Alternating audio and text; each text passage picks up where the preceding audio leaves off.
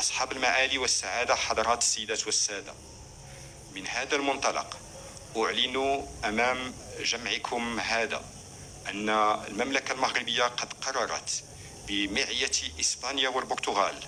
تقديم ترشيح مشترك لتنظيم كأس العالم لسنة 2030،